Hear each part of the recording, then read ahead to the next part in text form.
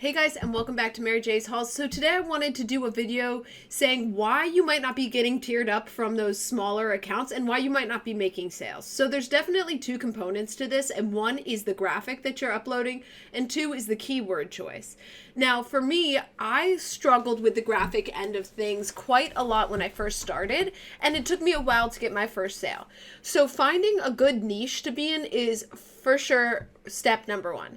Now with holidays and everything, that makes things a little bit easier. So I mean, we can use Halloween as an example. As Halloween comes up, I am uploading more and more Halloween shirts, even though the cutoff is pretty soon to be selling Halloween shirts, just due to the fact that people won't get them in time for Halloween. So with that, it's choosing a design, making sure you're in the right niche. So ways that I find good niches is, number one, sometimes the news sources have good niches. Sometimes Netflix through movies and TV shows has good sources. Honestly, I've made a lot of sales based on Elon Musk tweets. So finding the right place that keeps you current in what's going on, like whether it's BLM or feminism, et cetera, kind of keeping with the times. So if you're just making art designs and putting them on a t-shirt and you're only in tier 10, the chance of your design selling is very low. So you really want to be swapping out designs, even if your slots are full, to kind of follow and compete with these niches. And in another video, I will do niche research. But the second component, and the component that we're going to look at today, is keywords, because you guys can be putting out Halloween designs and none of them are selling, right? And you're in these lower tiers and you're like, why aren't my shirts selling?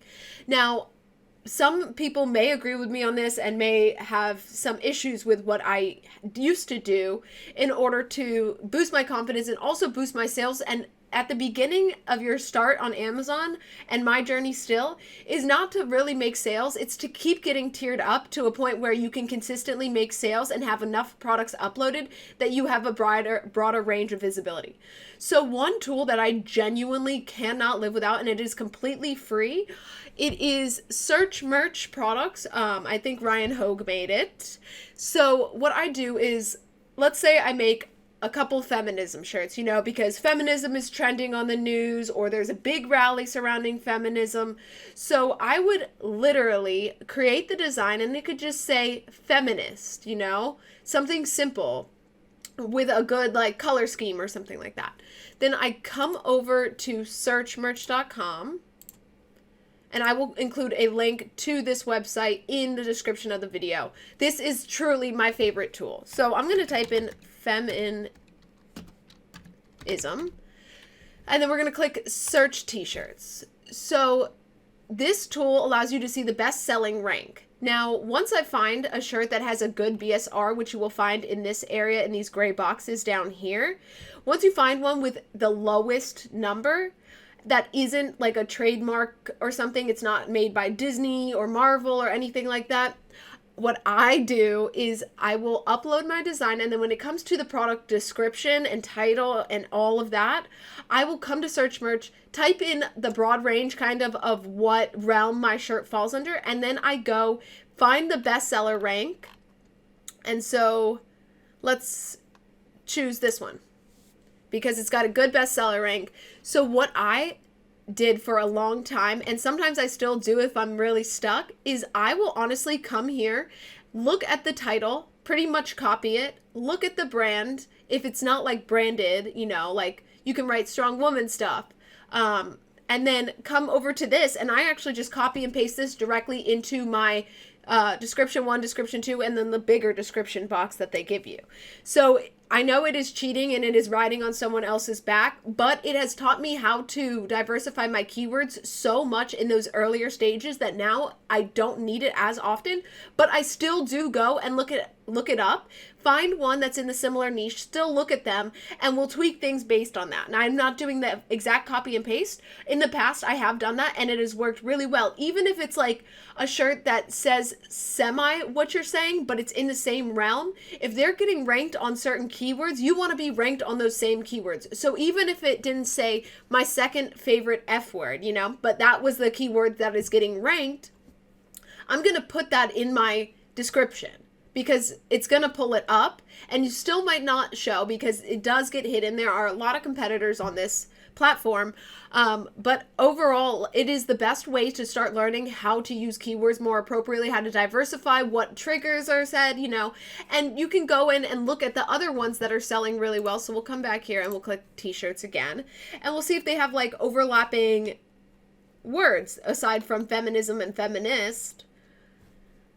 So another good BSR.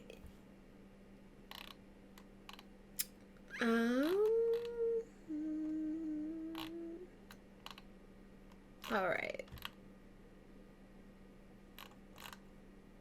So this one looks good.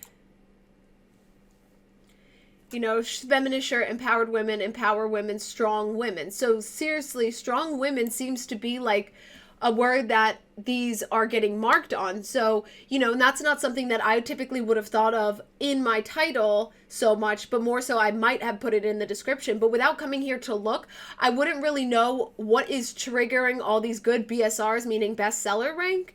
And, you know, it definitely helps you think more outside the box, because sometimes we can be super analytical and we're already so drawn into our design that we get so skewed from different keywords that people could be searching. So doing this is 100% a great way to start bettering your keywords, 100%. But again, design is the second component. And for designs, you really want to, you know, try and make them work for you. Ryan used to tell me that all the time, and I used to get so annoyed because I was like, my designs are so bad. And then I started moving more into text-based designs. And then once it became easier was once I found out how to really do some niche research and figure out what is actually selling right now and what are these hot trends. So when in these lower tiers, you want to be chasing these hot trends rather than putting out a unique design created by yourself, unless you think it could become a unique a trend of its own.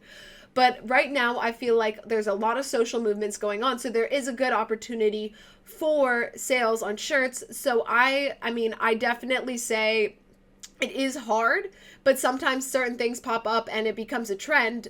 But that for sure is the hardest part. Now that you've got the keywords settled, it's more so working on your designs. Try and make them easier, simple, you know, not doing too much work and causing a headache for yourself. So guys, if you like this video, make sure to click the like, the subscribe, and comment below. I would greatly appreciate the support as I am trying to move forward on my Amazon merch journey and take you guys with me. And guys, if you have not started your Etsy shop and you would like to do that, make sure to go check out my Etsy videos on how to do it, because you will need something to integrate the print-on-demand space with the Etsy shop. And if you're already making good sales on Amazon, you should absolutely consider selling on Etsy print on demand, because why not? You already have the designs, it's already sized well. So there's a link in my description for my Etsy videos, as well as a link to getting 40 free listings when you open up your shop with Etsy, which is rare because Etsy charges 20 cents per listing. So you'll be getting at least $8 worth of free listings right off the bat.